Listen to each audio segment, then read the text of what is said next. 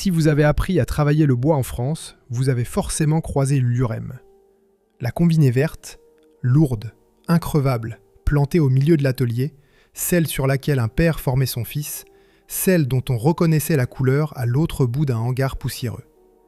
À son apogée, l'UREM détenait la moitié du marché français de la combinée à bois, équipait aussi bien les ateliers que le lycée technique et faisait sortir de Domfront jusqu'à 120 machines par semaine. Elle avait survécu à l'arrivée des machines importées, moins chères, survécu à la transformation de tout un métier, survécu à des décennies de concurrence venues d'Italie, de Taïwan, de Chine. Et puis, après plus d'un demi-siècle de fonte coulée à Domfront, les chaînes se sont arrêtées pour de bon.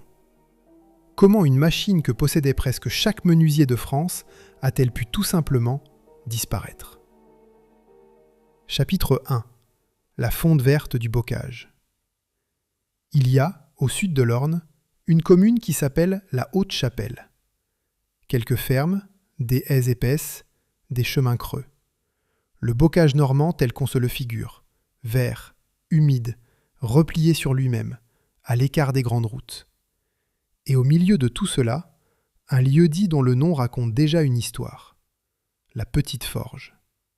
Car ici, bien avant qu'on y construise une usine, on travaillait le métal.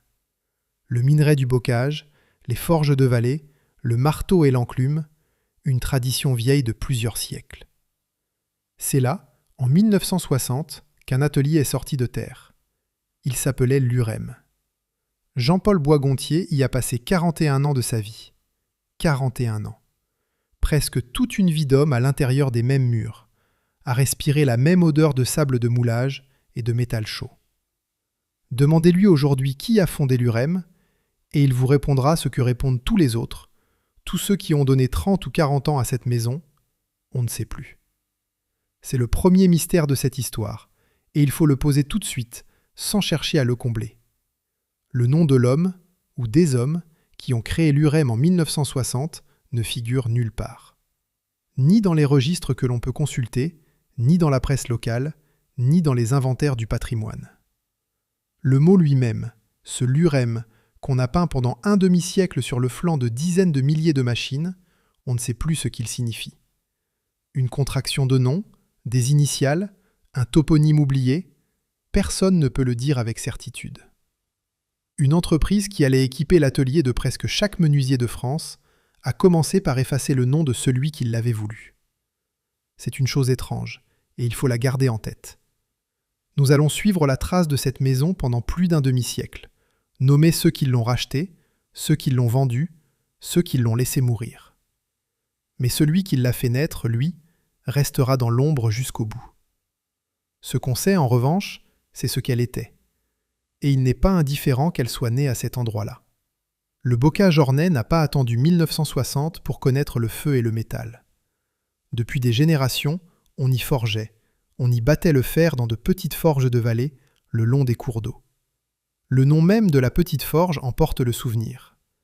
L'UREM ne s'est donc pas posée par hasard sur une terre vierge.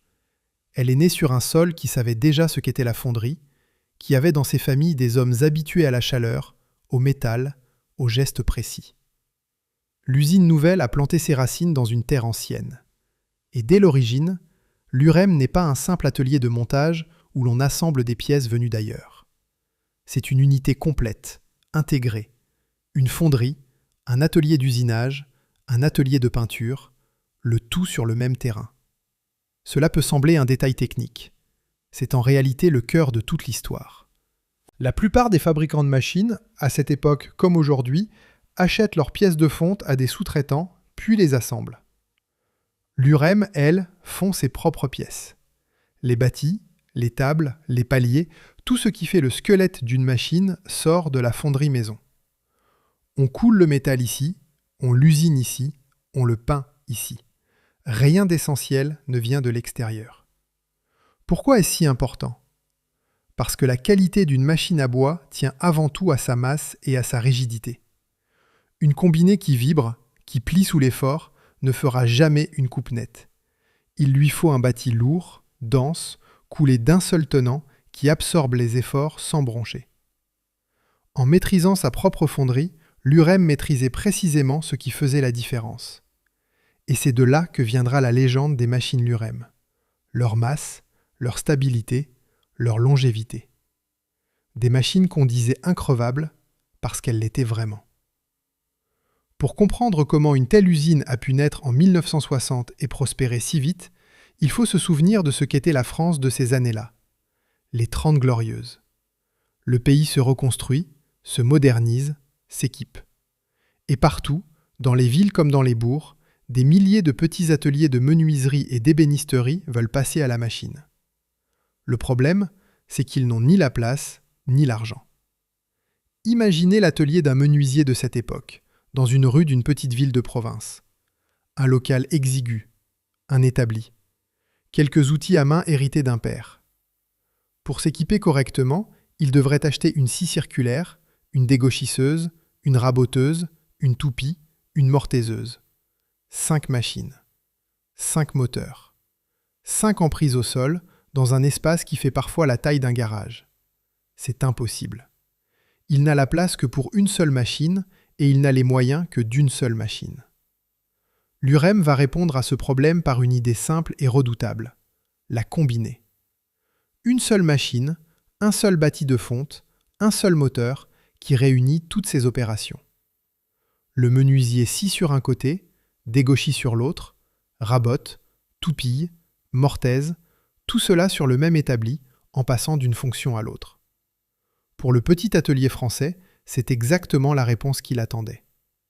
La machine professionnelle devient enfin accessible à celui qui n'a ni grand local, ni gros capital.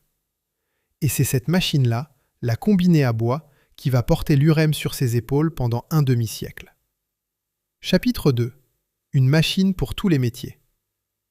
J'accroissance de l'UREM, dans ses premières années, est presque brutale tant elle est rapide. En 1962, 2 ans seulement après sa création, l'usine couvre déjà 3000 m² et emploie 80 personnes. Chaque mois, elle dévore 7 tonnes d'aluminium et 50 tonnes de fonte d'acier qu'elle transforme en machines combinées, en scie circulaire, en toupie.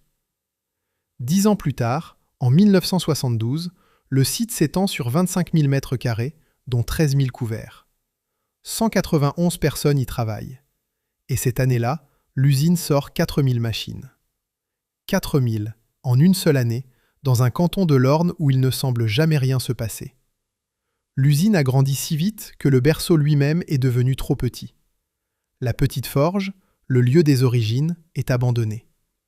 L'UREM s'installe dans des bâtiments neufs, dans la zone industrielle de Domfront, cette petite ville perchée qui domine la campagne alentour, avec son vieux donjon et ses toits serrés. Désormais, c'est le nom de Domfront qui va se confondre avec celui de l'UREM. Dans toute la profession, on ne dira plus la l'UREM de la Haute-Chapelle. On dira la l'UREM de Domfront. Une petite ville de l'Orne venait de donner son nom à une réputation nationale. Et la gamme s'étoffe, décennie après décennie, toujours autour de cette idée centrale de la combiner. Pour le menuisier français, ces références-là ne sont pas des numéros de catalogue.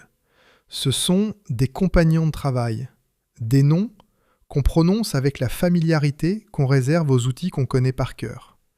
La combinée C260, la C300, la C310, la C317, la grande C410, la C36, les raboteuses dégauchisseuses RD31 et RD41, abatties de fonte d'un seul bloc, lourdes comme des enclumes et stables comme des rochers. La scie à ruban SAR600, les toupicies de la série TS40, des tours à bois pour ceux qui travaillaient le rond, des mortaiseuses, et même des aspirateurs pour avaler la sueur, toute une gamme baptisée Former Clean. L'UREM ne fabriquait pas une machine. Elle équipait un atelier tout entier. Le réseau de vente suit cette montée en puissance.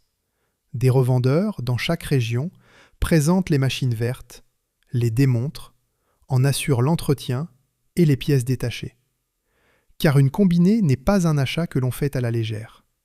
C'est souvent l'investissement de toute une vie d'artisan, plusieurs mois de bénéfices engagés d'un coup. Alors l'acheteur veut voir, toucher, essayer, écouter le moteur. Et il veut surtout la certitude que dans 10 ou 20 ans, il trouvera encore la pièce dont il a besoin.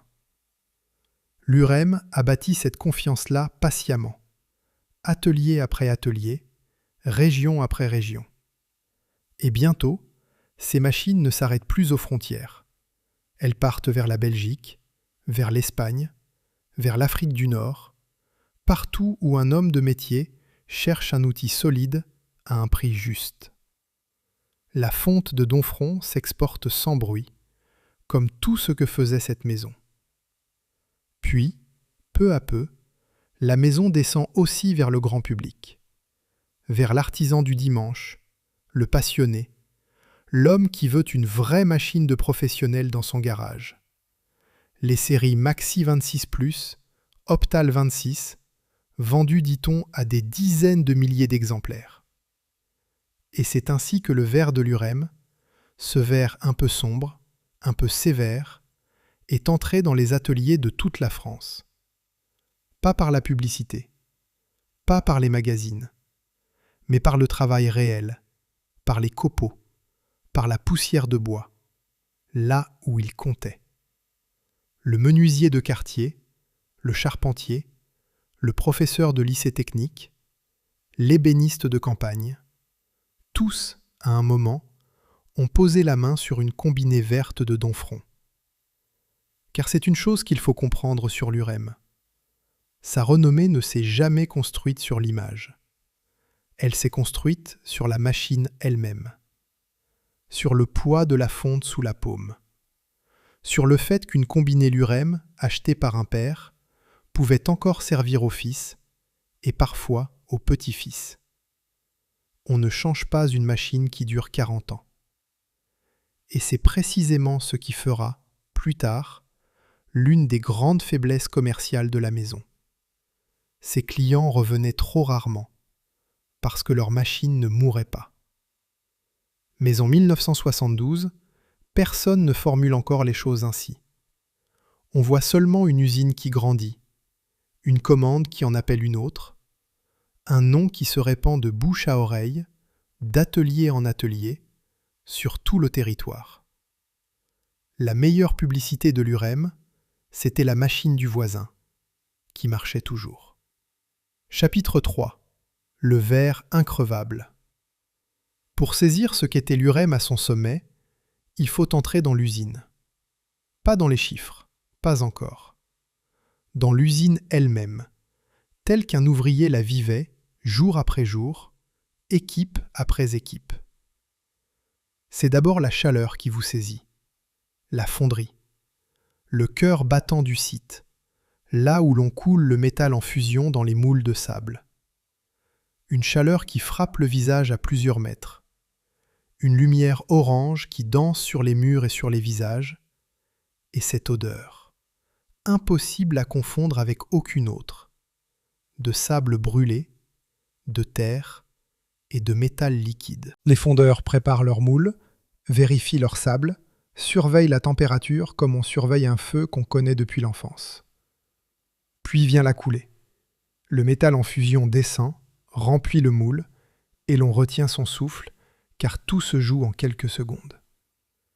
Ces gestes-là, on ne les trouve écrits dans aucun manuel. Ils se transmettent d'homme à homme, d'épaule à épaule, d'un ancien à un jeune qui regarde et qui apprend. C'est ici, dans cette chaleur, que naît chaque machine l'UREM. Avant d'être une combinée verte dans l'atelier d'un menuisier de la Sarthe ou du Jura, elle est une coulée de fonte dans un moule, à Domfront, sortie des mains d'un homme qui a appris le métier sur place. Puis vient l'usinage. La pièce brute, refroidie, démoulée, dégrossie, passe entre les mains des ouvriers qui la fraisent, la rectifient, la percent, l'ajustent au centième de millimètre. Le bruit change. La chaleur cède la place au crissement de l'acier sur la fonte, à l'odeur de l'huile de coupe, aux copeaux qui s'enroulent et tombent en spirale luisante sur le sol. Car une machine à bois n'a de valeur que si ses guides sont parfaitement plans, ses arbres parfaitement alignés, ses tables parfaitement d'équerre. Tout se joue dans ces ajustages que l'œil ne voit pas, mais que la main sent. Vient ensuite la tôlerie, puis le montage, où l'on réunit tous les organes, et enfin l'atelier de peinture, où la machine reçoit son verre. Ce verre qui est sa signature, celui qu'on reconnaîtra d'un coup d'œil à l'autre bout d'un atelier poussiéreux 20 ou 30 ans plus tard. Et au bout de la chaîne, une combinée prête à partir, lourde, massive, dont chaque organe vital aura été fondu, usiné, monté et peint sous le même toit. Dans les années 80, ce sont près de 500 salariés qui font vivre ce site. Chaque semaine, jusqu'à 120 machines sortent des ateliers.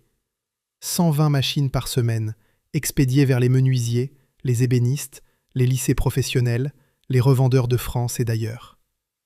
Le matin, l'usine se remplit. Le soir, elle se vide. Et entre les deux, il y a le bruit continu de la fonte qu'on coule, de l'acier qu'on usine, des machines qu'on essaie avant de les emballer. C'est l'âge d'or. Et comme tous les âges d'or, on ne sait pas, quand on est dedans, qu'on y est. La journée de l'ouvrier de l'UREM avait son rythme, immuable. L'arrivée le matin, le bleu de travail qu'on enfile, le poste qu'on rejoint. Le fondeur vers sa fonderie, l'usineur vers ses machines, le monteur vers ses bâtis. Puis, à midi, la pause. Le repas pris ensemble, comme partout en France à cette époque. Non pas un sandwich avalé debout entre deux gestes, mais un vrai repas. Le moment où l'on parle d'autre chose que du travail, où les anciens racontent, où les jeunes écoutent. C'était là l'usine cessait d'être un atelier pour redevenir, le temps d'un déjeuner, une communauté d'hommes. L'après-midi, on reprenait. Et avant qu'une machine ne quitte le site, on l'essayait. On la branchait, on la faisait tourner, on écoutait le moteur monter en régime, on jugeait la coupe. Une combinée Lurem ne partait jamais sans qu'un homme ait posé la main dessus et décidé qu'elle était bonne. C'est cela aussi, le savoir-faire. Non pas une promesse imprimée sur un catalogue, mais le geste d'un ouvrier qui engage sa fierté sur chaque machine qui sort. Ce qui frappe, dans la mémoire de ceux qui y ont travaillé, c'est la durée. On n'entrait pas chez Lurem pour quelques années, on y entrait pour la vie. Jean-Paul Boisgontier, 41 ans dans la maison. Jacques Potel, chef d'atelier, qui a vu passer des générations entières de jeunes embauchés, qui leur a montré le geste juste, qui a transmis ce qu'on lui avait transmis à lui. C'était une maison où l'on apprenait un métier auprès d'un ancien, où le savoir-faire ne se trouvait pas dans une notice, mais dans la main d'un homme penché sur la vôtre, qui vous corrigeait sans un mot. Le fondeur formait le fondeur. L'usineur formait l'usineur. Le monteur formait le monteur. Et ce capital-là, ce savoir accumulé pendant des décennies, ne figurait sur aucun bilan comptable, dans aucune colonne d'actifs. On ne s'aperçoit de sa valeur qu'au moment où il disparaît. Jacques Potel, le chef d'atelier, incarnait cette transmission mieux que personne. Un jeune embauché arrivait, souvent sans rien savoir, parfois sorti tout droit d'une ferme du voisinage. On le mettait à côté d'un ancien. On lui montrait.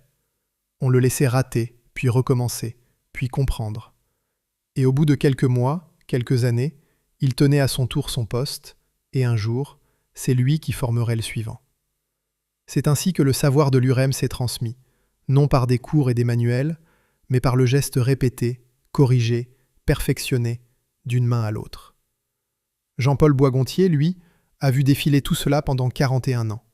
Les visages qui changeaient, les machines qui se perfectionnaient, mais toujours la même fonte, le même verre, la même exigence.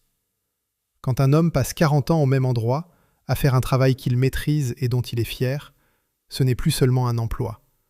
C'est une part de lui-même qui finit par se confondre avec les murs. L'usine était l'un des grands employeurs de ce coin de l'Orne. Dans un bocage où l'on vivait surtout de la terre, où les fermes se vidaient peu à peu de leurs bras, l'Urem offrait autre chose. Un salaire régulier, une fiche de paie à la fin du mois, un métier qualifié, une fierté. Pour beaucoup de familles de Domfront et des environs, c'était l'usine qui faisait la différence entre rester au pays et devoir partir. Le comité d'entreprise organisait la vie au-delà du travail, les fêtes, l'arbre de Noël où chaque enfant repartait avec son cadeau, le sentiment d'appartenir à quelque chose de plus grand que soi. Jean-Luc Favry, qui en faisait partie, portera plus tard, dans les heures les plus dures, la voix de ses camarades. Mais cela, c'est pour plus tard. En ces années-là, le comité d'entreprise, c'était d'abord les choses simples et la certitude tranquille que tout cela durerait. Et ces machines partaient loin, bien au-delà du bocage, vers les ateliers de toute la France, bien sûr, mais aussi vers les lycées techniques et les centres de formation, où des générations entières d'apprentis ont fait leur premier copeau sur une combinée verte. Un jeune qui apprenait la menuiserie dans les années 70 ou 80 avait toutes les chances de poser ses mains, pour la première fois, sur une Lurem. La machine de Donfront n'équipait donc pas seulement les ateliers existants, elle formait ceux qui allaient les reprendre. Elle entrait dans le métier avant même le menuisier. C'est une forme de présence qui ne se mesure pas en part de marché, qui n'apparaît dans aucun rapport annuel, mais qui pèse lourd dans la mémoire d'une profession tout entière. Et il y avait ce verre, toujours ce verre. Dans un atelier encombré, mal éclairé, plein de poussière de bois et d'outils accrochés au mur, on reconnaissait une Lurem du premier coup d'œil, à sa couleur et à sa masse. Une machine qui ne cherchait pas à plaire, qui n'avait rien de séduisant, mais qui en imposait par sa seule présence. Lourde, stable, sérieuse. À l'image des hommes qui la fabriquaient et de ceux qui s'en servaient. Le verre de Donfront, c'était une promesse silencieuse, celle d'une machine qui ne vous lâcherait pas, qui ferait son travail aujourd'hui comme elle l'avait fait hier et comme elle le ferait demain. Pendant 3 décennies, cette promesse a été tenue, sans une fausse note. Il faut s'arrêter un instant sur ce que cela signifiait pour l'entreprise elle-même. Lurem ne vendait pas un produit que l'on jette et que l'on rachète. Elle vendait un outil conçu pour durer toute une carrière, et même au-delà. C'était sa gloire. Et c'était, déjà, le germe silencieux d'une fragilité. Car une entreprise dont les machines ne tombent jamais en panne doit sans cesse conquérir de nouveaux clients pour remplacer ceux qu'elle ne reverra pas avant des décennies. Tant que le marché français des petits ateliers grandissait, tant que chaque année amenait son lot de nouveaux menuisiers à équiper, la mécanique tournait sans accroc. Mais que ce marché vienne un jour à se rétrécir, et la belle machine commencerait à se gripper. Personne, à Donfront, ne regardait encore dans cette direction. On coulait la fonte, on usinait au centième, on peignait en verre, 120 machines par semaine. Et tout allait bien. Chapitre 4. La moitié de la France. Au tournant des années 2000, Lurem atteint un sommet que peu d'entreprises françaises de cette taille peuvent revendiquer. Sur le marché français de la machine à bois combinée, son terrain, son métier d'origine, elle détient la moitié des ventes. La moitié. Une combinée vendue sur 2 en France porte le verre de Donfront. Sur le marché national de l'outillage électroportatif, elle pèse encore 11%. En 2002, elle réalise 19 millions d'euros de chiffre d'affaires, dont un quart à l'export. Elle emploie environ 150 personnes et travaille selon les normes de qualité les plus exigeantes, certifiées ISO 9002. Une petite usine de l'Orne qui domine la moitié d'un marché national. Voilà ce qu'était Lurem au début de ce siècle. Et elle continue d'investir. Le 27 janvier 2003, Lurem inaugure un atelier de peinture poudre dit Rejet Zéro, un équipement présenté comme unique dans le Grand Ouest, écologique, à la pointe de ce qui se fait alors. Un investissement de l'ordre de 5,5 millions d'euros. Voilà une entreprise qui ne se résigne à rien, qui parie sur l'avenir, qui modernise son outil. Une entreprise qui se comporte comme si elle avait encore tout le siècle devant elle. C'est l'image que Lurem donne au monde, en ce début des années 2000. Le leader, le numéro 1 français de la combinée à bois, la fierté industrielle d'un canton de l'Orne. Et cette image est vraie. Tout ce qui précède est vrai. Il faut le dire, car ce qui va suivre est si sombre qu'on pourrait croire, rétrospectivement, que le déclin était déjà inscrit partout. Il ne l'était pas. Au début des années 2000, Lurem est une entreprise puissante, respectée, profitable, leader de son marché. Mais il y a, derrière cette image, une réalité qui ne se voit pas encore et qui change tout. Car au moment précis où Lurem affiche sa domination, où elle inaugure ses ateliers flambant neufs, où elle se présente comme la championne d'un savoir-faire français, l'entreprise ne s'appartient déjà plus. Depuis 1998, l'Urem n'est plus indépendante. Elle est entrée dans le giron d'un grand groupe allemand, le groupe Metabo, installé à Nürtingen, dans le sud de l'Allemagne. Du côté allemand, c'est un homme nommé Siegbert Hummel qui préside aux destinées de l'Urem. Et Metabo, l'année suivant ce rachat, se présente fièrement comme le numéro 1 européen et le numéro 2 mondial de la machine à bois. Sur le papier, c'est une consécration. La petite l'Urem normande appartient désormais à un géant. Dans les faits, c'est tout autre chose. Le drapeau qui flotte au-dessus de Domfront est encore tricolore dans les têtes. Mais les décisions, elles, ne se prennent plus à Domfront. Elles se prendront ailleurs, dans des bureaux où l'on n'a jamais entendu le bruit de la fonderie, par des hommes pour qui l'Urem n'est qu'une ligne parmi d'autres, dans un portefeuille de marque. Et ces hommes-là, bientôt, vont commencer à se poser une question. Une question qui, à Domfront, ne serait jamais venue à l'esprit de personne. La machine à bois fixe, lourde, increvable, a-t-elle encore sa place dans la stratégie du groupe? Car Metabo, qui fabrique aussi en Asie, regarde de plus en plus vers l'outillage portatif, plus léger, plus rentable, plus moderne. La grande combinée de fonte, fierté de Domfront, commence à ressembler, vue de Nürtingen, à un héritage encombrant. L'usine, à son sommet, est déjà entre des mains qui ne sont plus les siennes. Le verre de Domfront continue de sécher dans les ateliers. Les combinées continuent de partir, lourdes et fières, semaine après semaine. Sur la chaîne, les hommes coulent, usinent et peignent comme ils l'ont toujours fait. Aucun d'eux ne le sait encore. Mais le compte à rebours, lui, a déjà commencé. Chapitre 5. Le monde qui change. Pendant longtemps, l'Urem n'a eu à se battre que contre des concurrents qu'elle connaissait, sur un marché qu'elle comprenait. La combinée à bois était un métier européen, presque artisanal à l'échelle industrielle, où la réputation et la solidité comptaient plus que le prix. L'Urem y régnait, tranquillement, depuis des décennies. Mais à partir des années 90, le sol commence à se dérober sous ses pieds. Lentement d'abord, presque imperceptiblement, puis de plus en plus vite.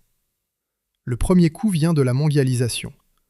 Sur les salons professionnels, là où les fabricants exposent leurs nouveautés, de nouvelles machines apparaissent.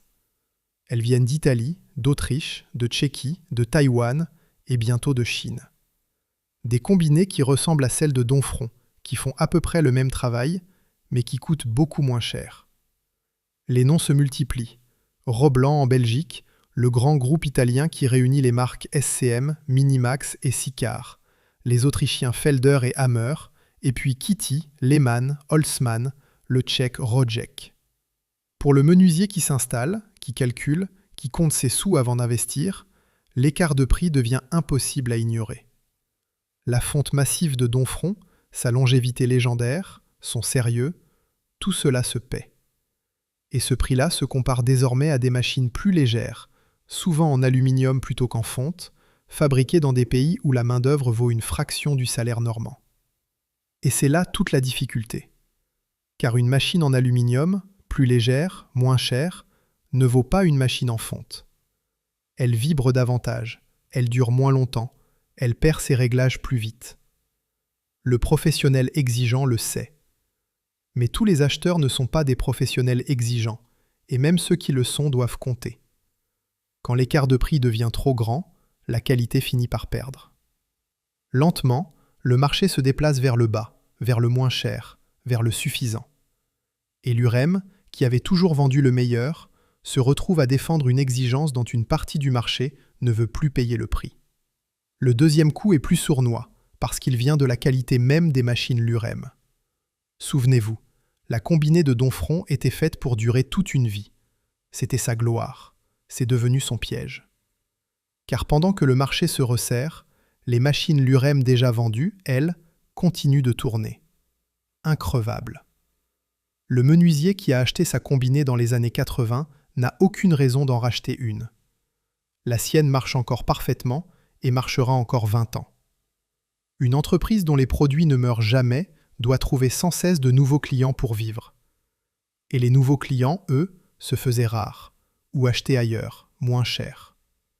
Et tandis que la marque s'effrite par le bas, son marché s'effrite par le haut. car le client historique de l'UREM, le petit atelier de menuiserie, l'ébéniste de village, le charpentier indépendant, est en train de disparaître. Le meuble se fabrique désormais en grande série, dans des usines, souvent à l'étranger. La fenêtre de bois cède la place au PVC. Les jeunes se détournent d'un métier jugé dur et mal payé, et les ateliers qui ferment ne trouvent pas de repreneurs. Chaque menuiserie qui baisse le rideau, c'est un client de moins pour Donfront. Et un client qui ne sera jamais remplacé. L'UREM ne perdait pas seulement des parts de marché. Elle assistait, impuissante, à la lente extinction du monde même qui l'avait fait vivre. Face à cela, l'UREM fait ce que beaucoup d'industriels français ont fait à la même époque, en croyant se sauver. Elle commence à commercialiser elle-même des séries d'entrée de gamme importées, moins chères, pour ne pas abandonner tout le bas du marché aux concurrents asiatiques. La logique se défend. Mieux vaut vendre une machine importée sous son nom que de ne rien vendre du tout. Mais le prix en est lourd, et invisible au début. La machine verte de Donfront, jadis synonyme de fond de coulée maison et de qualité sans compromis, se met à recouvrir aussi des produits venus d'ailleurs. L'image se brouille. Le client ne sait plus très bien ce qu'il achète quand il achète une UREM. Est-ce encore la fonte de Donfront ou un produit assemblé à l'autre bout du monde, simplement repeint en vert? Une marque dont la promesse devient floue est une marque qui a déjà commencé à mourir, même si personne, encore, ne veut le voir. Et ce que l'UREM perd en France, elle le perd aussi ailleurs. Car ces machines vertes ne s'étaient jamais arrêtées aux frontières. Une part importante de la production partait à l'export, vers les pays voisins, vers l'Afrique du Nord, partout où l'on travaillait le bois. Mais les concurrents italiens, autrichiens, asiatiques ne se contentent pas du marché français. Ils gagnent aussi ces marchés-là, les uns après les autres, avec les mêmes armes. Des machines moins chères, des réseaux agressifs, des prix que Donfront ne peut pas suivre sans renier ce qui faisait sa valeur. Le territoire de l'UREM se rétrécit de tous les côtés à la fois, chez elle comme au loin. L'UREM n'est pourtant pas restée les bras croisés. L'entreprise a investi, modernisé son outil, misé sur des ateliers à la pointe de la technique, comme ce dispositif de peinture sans rejet dont elle était si fière. Elle a fait en somme tout ce qu'un bon industriel est censé faire. Améliorer, anticiper, dépenser pour l'avenir. Mais aucun investissement, aussi judicieux soit-il, ne pouvait changer les deux équations de fond. Le marché des petits ateliers français se réduisait, et les machines déjà vendues ne mouraient pas. Contre ces deux forces-là, lentes, profondes, structurelles, la meilleure cabine de peinture du Grand Ouest ne pouvait rien. On peut moderniser une usine. On ne peut pas, à soi seul, ressusciter le monde de ses clients. Voilà le décor des années 2000. Une entreprise qui domine toujours son marché, qui investit, qui affiche encore de beaux chiffres, mais dont le terrain se dérobe, lentement, par en dessous, et qui surtout ne se possède plus elle-même. Chapitre 6. Le pavillon allemand, le drapeau belge. C'est ici que commence la véritable chute. Non pas par une catastrophe, non pas par un incendie ou un krach spectaculaire, mais par une série de décisions prises loin de Donfront, par des hommes qui n'y avaient pour la plupart jamais mis les pieds. 3 décisions, chacune raisonnable, prise isolément, chacune éloignant un peu plus l'entreprise des mains qui savaient la faire vivre. La première décision a déjà été prise quand le siècle commence. En 1998, l'UREM est entrée dans le groupe allemand Metabo, à Nürtingen, dans le sud de l'Allemagne. Sur le moment, cela ressemble à une bonne nouvelle, même à une consécration. Appartenir à un groupe puissant, l'un des grands noms européens de la machine à bois, c'est l'assurance de tenir face aux géants. Metabo se présente d'ailleurs à l'époque comme le numéro 1 européen et le numéro 2 mondial du secteur. La petite l'UREM normande entre dans la cour des grands.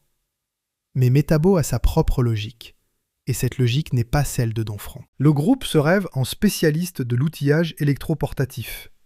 La perceuse, la meuleuse, l'outil léger qu'on tient à la main, qu'on vend par millions, qu'on renouvelle souvent, dont la marge est confortable. La grosse machine à bois fixe, lourde, qui dure 30 ans, c'est exactement le contraire de ce modèle. C'est un produit qui se vend rarement, qui pèse 1 tonne, qui occupe de la place et que le client ne rachète jamais. Le groupe, qui fabrique désormais une partie de ses outils en Asie, à Shanghai, regarde de plus en plus vers ce marché-là, mondial, léger, rentable. Du côté allemand, on change de président à la tête de la filiale française. Siegbert Hummel d'abord, puis, à compter du 25 février 2010, un homme nommé Andreas Georgiadis. Mais quel que soit le nom inscrit au sommet de l'organigramme, la direction est tracée. L'Urem, dans ce portefeuille, n'est plus un fleuron. C'est une marque dont on ne sait plus très bien quoi faire. Et c'est l'ironie la plus cruelle de toute cette histoire. Au moment précis où l'Urem détenait la moitié du marché français, au moment où elle inaugurait ses ateliers les plus modernes, elle était déjà, depuis des années, entre des mains qui ne croyaient plus en son métier. À Domfront, sur la chaîne, rien de tout cela ne se voyait. Les fondeurs coulaient, les usineurs ajustaient, les monteurs assemblaient. Les machines partaient, vertes et lourdes, comme elles l'avaient toujours fait. Un ouvrier qui entrait le matin ne sentait aucune différence entre une combinée fabriquée pour une entreprise indépendante et la même combinée fabriquée pour la filiale d'un groupe allemand. Le geste était le même, la fonte était la même. Mais quelque chose, tout en haut, très loin au-dessus de l'atelier, avait changé. La décision de continuer, ou non, ne se prenait plus ici. Elle se prenait à Nürtingen, dans une langue que les ouvriers de Domfront ne parlaient pas, selon des calculs où leur usine n'était qu'une ligne parmi d'autres. La deuxième décision tombe le 12 juillet 2010. Metabo vend l'Urem. L'acquéreur est une petite entreprise belge, DB Edes Machines, du groupe Holstech, installée à Oud-Ulst, en Flandre occidentale, et dirigée par un homme du nom de Jan de Brabander. L'opération est arrangée par un cabinet de conseil en fusions-acquisitions. Le président de Metabo, Horst W. Garbrecht, l'explique sans détour. L'Urem ne correspond plus à l'orientation stratégique du groupe. La formule est polie, lisse, comme savent l'être les communiqués. Elle signifie une seule chose, nous nous en débarrassons. De Brabander, lui, fait des promesses, comme tous ceux qui rachètent. Il consolidera les positions de l'Urem en France. Il développera la marque à l'international. Les mots sont rassurants. Ils le sont toujours. Mais derrière les promesses, il y a les comptes. Et les comptes, à ce moment-là, racontent déjà une toute autre histoire que celle du repreneur. Entre 2008 et 2009, le chiffre d'affaires de l'Urem s'est effondré de 27,82%, tombant à 8 103 800 €. La même année, l'entreprise affiche une perte nette de 1 816 400 €. L'effectif est descendu à 105 personnes. Voilà la réalité que recouvrent les belles promesses. L'entreprise que De Brabander promet de développer est une entreprise qui perd de l'argent, qui se vide de ses salariés année après année et dont le marché se réduit sans cesse. On ne rachète pas une telle entreprise pour la sauver. On la rachète parce qu'elle ne coûte presque rien et qu'on espère encore en tirer quelque chose. La marque, le réseau, les derniers contrats. Et pourtant, vu de Oud-Ulst, le calcul pouvait sembler raisonnable. Reprendre pour presque rien une marque encore prestigieuse, un réseau de revendeurs, un carnet de clients fidèles. Espérer redresser, rationaliser, rebondir. C'est le genre de pari que font des dizaines de repreneurs chaque année, sur des entreprises fatiguées. Mais entre le pari et la réalité, il y a la distance. La distance entre Oud-Ulst et Domfront. La distance entre un homme qui rachète une ligne dans un bilan et 100 familles dont la vie dépend de cette ligne. De Brabander n'a sans doute pas agi par cruauté. Il a fait un pari et il l'a perdu. Mais ceux qui paient le prix d'un pari perdu, ce ne sont jamais ceux qui l'ont engagé. La consolidation promise ne viendra pas, le développement international non plus. Ce qui viendra, c'est la suite logique de ces chiffres-là. La troisième décision n'en est pas vraiment une. C'est plutôt un lâcher-prise. Le moment où ceux qui tenaient la barre quittent le navire. À l'automne 2011, tout se précipite. Le 7 octobre 2011, le directeur général, Jean-Paul Leroy, démissionne. Moins d'un mois plus tard, le 2 novembre 2011, c'est Yann de Brabander lui-même qui quitte la présidence, remplacé par une société de conseil. Celui qui avait promis, 1 an plus tôt, de développer l'UREM et de la porter à l'international, s'en va à peine plus d'1 an après l'avoir rachetée. Et le 1er décembre 2011, l'UREM Machine à Bois cesse ses paiements. Elle ne peut plus honorer ce qu'elle doit. L'entreprise qui détenait la moitié du marché français de la combinée moins de 10 ans plus tôt est en cessation de paiement. À Domfront, on apprend la nouvelle comme on apprend un diagnostic qu'on redoutait depuis longtemps. Car les ouvriers savaient. On sait toujours dans une usine, bien avant que ce soit officiel. On l'avait vu dans les carnets de commandes qui maigrissaient, dans les départs qu'on ne remplaçait plus, dans les dirigeants qui se succédaient sans rien changer.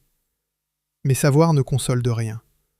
Entre le moment où l'on pressent la fin et le moment où elle est prononcée, il y a tout un hiver d'angoisse, de rumeurs, de questions sans réponse, vécues par des hommes qui n'avaient, pour la plupart, jamais connu d'autre employeur. Il faut un instant mesurer la géographie de cette chute. L'UREM est né à la Haute-Chapelle, a grandi à Domfront, dans l'Orme. Sa première propriété étrangère se décidait à Nürtingen, en Allemagne. Sa deuxième à Houthulst, en Belgique. Le sort de dizaines, de centaines d'emplois normands s'est joué dans des bureaux que les ouvriers de Domfront n'auraient pas su placer sur une carte, par des hommes qui n'avaient jamais vu la fonderie, jamais entendu le bruit des chaînes, jamais croisé un seul des visages dont ils décidaient l'avenir. Ce n'est pas une accusation, c'est une simple constatation de distance. La distance entre ceux qui décident et ceux qui subissent, et cette distance, dans l'histoire de l'UREM, n'a fait que grandir, d'année en année, de session en session. Voilà comment on démonte une entreprise. Pas avec violence, pas avec fracas, avec des sessions, des promesses, des départs. Un groupe allemand qui se recentre sur un métier plus rentable. Un repreneur belge qui se désengage sitôt entré. Des dirigeants qui s'en vont, l'un après l'autre, à l'automne. Et au bout de la chaîne, à Domfront, des ouvriers qui n'ont nulle part où aller, et qui regardent leur usine glisser vers le gouffre, sans avoir jamais eu, à aucun moment, voix au chapitre. Chapitre 7. L'hiver 2011. Le 1er décembre 2011, donc, l'UREM cesse de payer. Ce qui suit obéit à une mécanique froide, réglée par le tribunal de commerce d'Alençon, à une quarantaine de kilomètres de Domfront. Le 4 janvier 2012, le tribunal prononce le redressement judiciaire. Un mandataire est nommé, maître Xavier Lemay. Un administrateur, maître Gérard Piolet. Des noms qui n'ont rien à voir avec la fonte, ni avec le bois, ni avec Domfront. Mais ce sont désormais eux qui tiennent le destin de l'usine entre leurs mains. Pendant quelques semaines, on espère encore. On cherche un repreneur. On attend des offres. À l'intérieur, les ouvriers continuent de travailler, parce qu'il faut bien continuer, parce qu'une commande en cours doit être livrée, parce qu'on ne sait jamais. Tant que les machines tournent, on peut encore croire que tout n'est pas perdu. Travailler dans une usine en liquidation, c'est une expérience étrange, presque irréelle. On vient le matin, on pointe, on coule, on usine, on monte, comme avant. Les gestes sont les mêmes. Mais tout le monde sait. On termine des machines dont on ignore si quelqu'un les achètera. On range des outils qu'il faudra peut-être rendre. On regarde les bureaux où des inconnus en costume font des comptes, examinent des dossiers, évaluent ce que vaut chaque chose, jusqu'au moindre tour, jusqu'au moindre stock de boulons. L'usine fonctionne encore, mais elle fonctionne comme un corps dont on sait déjà qu'il ne se relèvera pas. Chaque jour de travail est un jour de sursis, et chacun, en silence, le compte. Le 5 mars 2012, le redressement se transforme en liquidation judiciaire. L'activité est maintenue 3 mois, le temps de chercher une solution. 3 mois de sursis. 3 mois pour trouver quelqu'un qui voudrait bien reprendre l'ensemble, sauver les emplois, faire repartir les chaînes. Personne ne se présente pour l'ensemble. C'est le mot qu'il faut entendre. Personne. Pas un repreneur pour l'usine entière, pour ce qui fut le numéro 1 français de la combinée à bois. Pas un industriel français pour reprendre le flambeau. Pas un concurrent pour racheter l'outil et le savoir-faire. Pas un investisseur pour parier sur le redressement. Le leader de son marché 10 ans plus tôt ne trouve personne pour le relever. C'est peut-être cela, le plus dur à entendre pour ceux qui y travaillaient.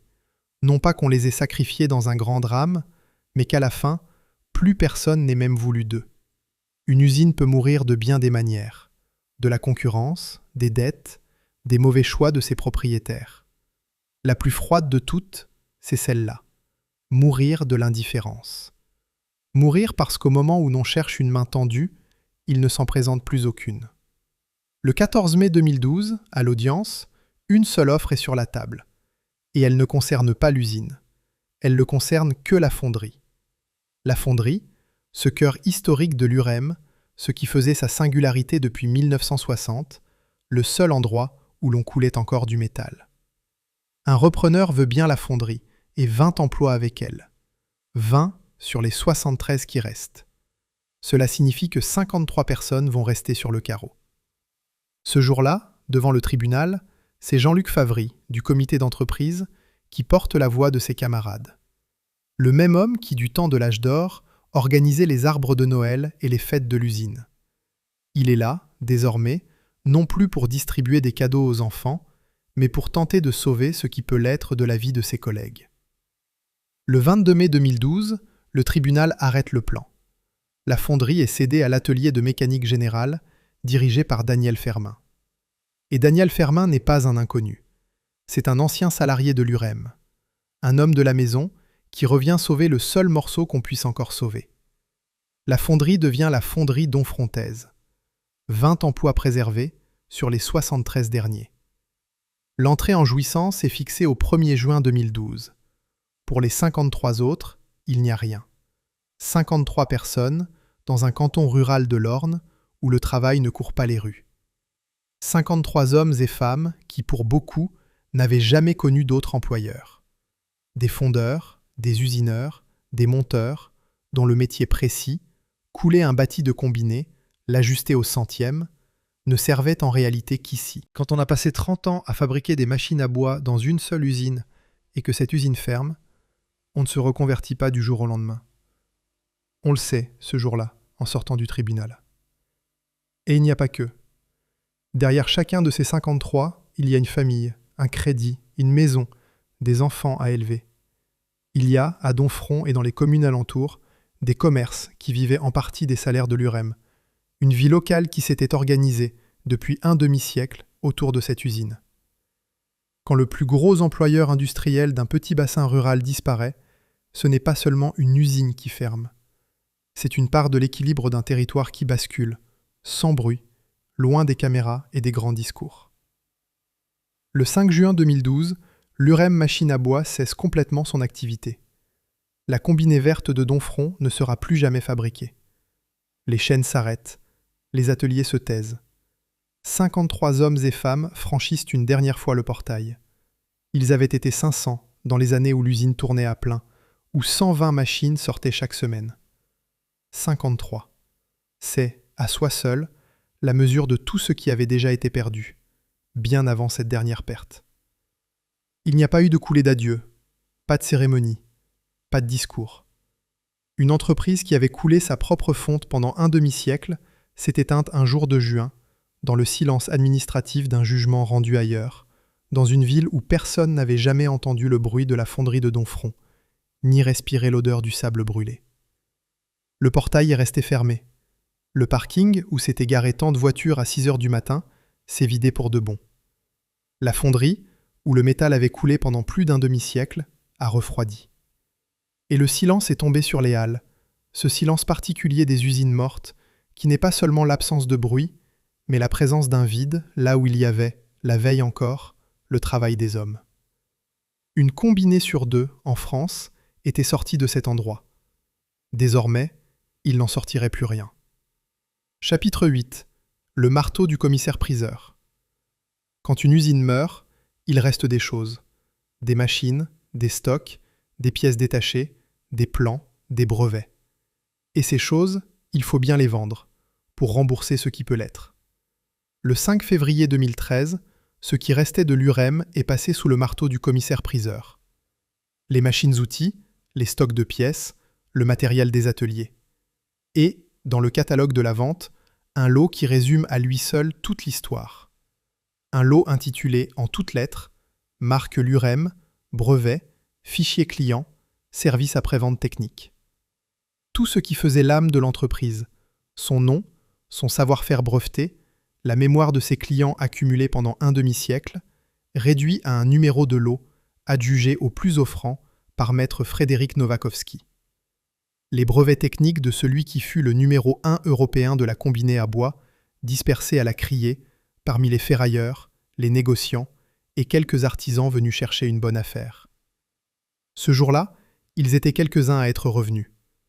Jean-Paul Boisgontier, 41 ans de maison, Jacques Potel, l'ancien chef d'atelier qui avait formé tant de jeunes, Stéphane Padilla, un ancien revendeur lyonnais qui avait porté la marque pendant des années sur sa région. Venus regarder partir, pièce par pièce, lot par lot, ce à quoi ils avaient consacré leur vie professionnelle. Il faut les imaginer, ces hommes-là, debout dans une halle qu'ils connaissaient par cœur, dont ils auraient pu retrouver chaque recoin les yeux fermés, écoutant le marteau du commissaire-priseur tomber sur des machines qu'ils avaient, pour certaines, fabriquées de leurs propres mains. Le 26 novembre 2013, le fonds est vendu, l'établissement de la zone industrielle ferme définitivement ses portes et la société est mise en sommeil. Il faudra attendre encore plus de 10 ans, jusqu'au 24 juin 2024, pour que la liquidation soit close pour insuffisance d'actifs. Insuffisance d'actifs. La formule juridique qui signifie qu'il ne restait même plus assez, au bout du compte, pour payer ce qui était dû. 2 jours plus tard, la société était radiée. L'Urem Machine à Bois n'existait plus, nulle part, pas même sur le papier. Et pourtant, quelque chose a survécu. La fonderie de Daniel Fermin, la fonderie Donfrontaise, a tenu bon. Le cœur historique de l'Urem, celui d'où sortait chaque bâti de fonte depuis 1960, continue de couler du métal à Donfront. Mais il ne coule plus de machines l'Urem. Il travaille pour d'autres, pour qui veut, pour qui commande. La fonderie a survécu à l'usine, mais elle ne fait plus ce pourquoi l'usine avait existé. C'est un survivant qui a changé de métier. Quant au nom, il a connu un sort plus étrange encore. Vers 2014, la marque Lurem a été rachetée par une petite entreprise familiale du Jura, installée à Lons-le-Saunier, dirigée par Yvon et Laurent Lovato. Une structure modeste, de quelques salariés seulement, entre 5 et une douzaine, selon les sources. Et que vend cette entreprise sous le nom de Lurem ? Des machines italiennes, des sicars rebadgés et des machines chinoises. Plus rien de Donfront. Plus rien de la fonte coulée maison. Juste un nom, repeint en vert, posé sur des produits venus d'ailleurs. Selon ce que racontent ceux qui connaissaient la maison, la marque aurait changé de main pour une somme dérisoire, de l'ordre de 8 000 €. Le nom d'un leader européen, vendu pour à peine le prix d'une bonne combinée d'occasion. Car les combinées, elles, ont survécu mieux que tout le reste. Sur le marché de l'occasion, les vieilles Lurem vertes se négocient encore couramment de 1 000 à 6 000 €. On les cherche, on les restaure, on se les transmet. Et un ancien technicien du service après-vente, Christian Laurent, 13 ans de maison, a fondé sa propre entreprise pour fabriquer les pièces qu'on ne trouve plus, celles que plus personne ne produit, pour que les machines qui ont survécu à l'usine puissent continuer de tourner. Un homme seul, qui refait à la main les pièces d'une entreprise morte, pour servir des clients qui refusent de laisser mourir leurs machines. Chapitre 9. Le nom sans l'usine. Aujourd'hui, dans des milliers d'ateliers de menuiserie en France, il y a encore des combinées vertes qui tournent. Des machines de Donfront, achetées il y a 20, 30, 40 ans, qui font toujours leur travail, comme au premier jour. Lourdes, stables, précises. Exactement comme on les avait conçues. Leurs propriétaires les entretiennent, les bichonnent, cherchent les pièces et trouvent encore, parfois, un Christian Laurent pour les leur fournir. Ces machines-là ont fait ce qu'on attendait d'elles. Elles ont duré toute une vie, et plus longtemps encore. C'est l'entreprise qui ne les a pas suivies. Voilà toute l'histoire de l'Urem, tenue dans une seule phrase. Une maison dont les machines étaient réputées durer toute une vie n'a pas survécu à ses propres propriétaires. Le produit était plus solide que l'entreprise qui le faisait.